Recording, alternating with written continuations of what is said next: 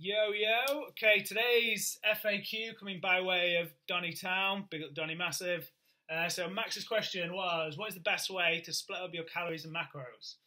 Is there an optimal way to split up your calories and macros or split up your meals to fast track progress? So short answer, no, there isn't.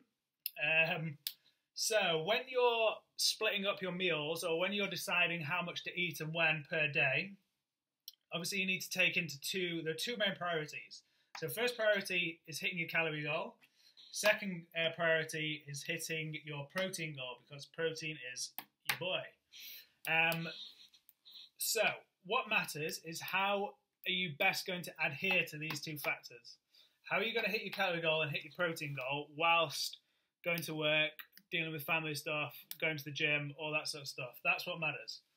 So in my experience, people will most likely stick to their calories using something called calorie backloading, which is basically where you're saving your calories for later on in the day. So using this person example, 2,000 calories is the goal.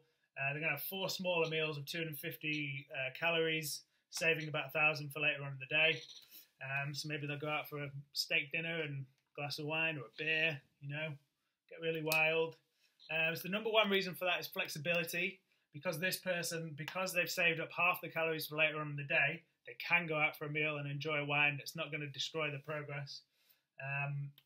And if this person was craving Ben & Jerry's all day and then got home and wanted some Ben & Jerry's, they could quite easily smash some B&J's down there without smashing through their calorie goal. So yeah, calorie backloading tends to work best for most people, because with calorie backloading, you're storing your calories, you're more likely to adhere to your calorie goal. Second priority, hitting your protein goal. So how are you most likely to hit your protein goal? In my opinion, it's an equal spread of protein.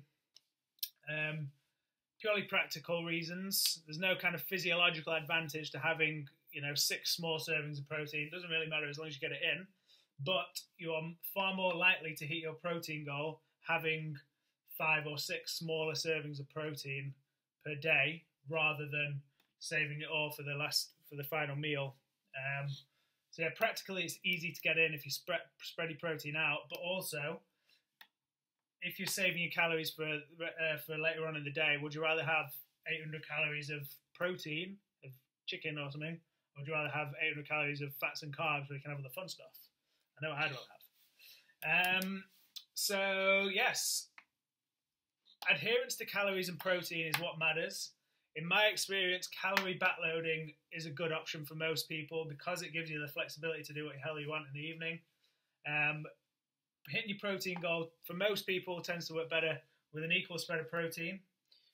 So I've just included this because of the breakfast conversation yesterday. If you aren't having breakfast, then the same applies. You can still calorie backload, but the equal spread of protein kind of makes it a little bit trickier, because if you're not eating till say 2 p.m. and you've got an 8-hour eating window, trying to eat 5 times in that 8 hours can be a bit tricky. So I've just added an extra little protein serving in there. So 3 meals and maybe a protein shake there, just to keep the protein intake up. Okay, well, I hope that answers that question. Hope that helps.